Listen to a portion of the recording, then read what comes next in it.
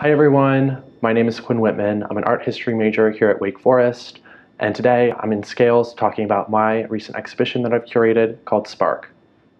This exhibition leans heavily into the human condition, with all 7 works depicting the human body in one way or another. The exhibition begins with a Civil War-era charcoal drawing, and then moves into figurative abstraction, combinations of figures and text, and finally, the human body in dialogue with landmark historical events and recurring political issues. We start this exhibition by talking about the Washington Manly Winngate Portrait, which is a charcoal drawing by an unknown artist. Washington Manly Winngate served as Wake Forest's 4th president from 1854 to 1879. While Wingate kept the university intact through the Civil War, he is one of the most controversial and simultaneously most remembered figures in the university history. On May 7, 1860, Wake Forest, under Wingate's leadership, sold 16 enslaved people at auction.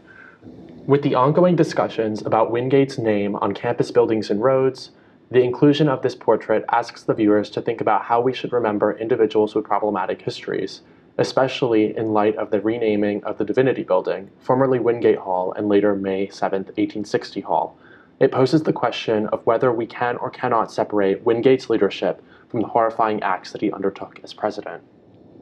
Next, we will be talking about another print that is by a world-renowned artist. This print is Dred Scott's Vote Biden, which was completed in 2020. Dred Scott's Vote Biden is a piece that takes after Warholian styles seen within the pop art movement, while simultaneously referencing the polarity of the 2020 presidential election. Scott's depiction of Donald Trump in the pop art style, like that of Warhol's famous Marilyn Monroe prints, raises questions about the role of a celebrity-turned-politician in one of the world's most powerful political roles, and whether a vote for Joe Biden is just seen as a vote against Trump. Scott's Screenprint references Warhol's Vote McGovern print from 1972.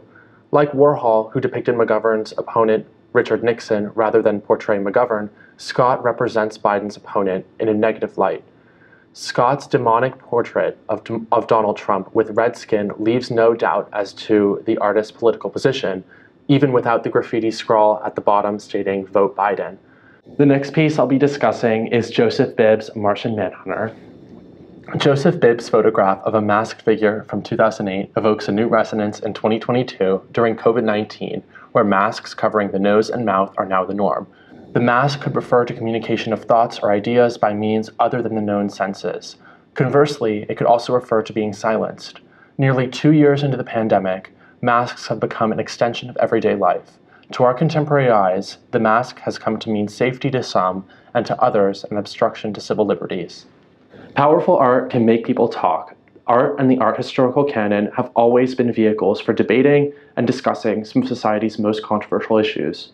Together, these works aim to shed light on important topics that are difficult to discuss, including, but not limited to, race, sexual misconduct, and being silenced. While these may be topics that may be difficult to discuss, this exhibition is one that prompts viewers to critically and thoughtfully examine harsh present-day realities. Art has the unique power to create mind-opening moments that can cause us to examine and confront our beliefs, sparking conversations about tough topics that can catalyze long-term change. We invite you into the conversation.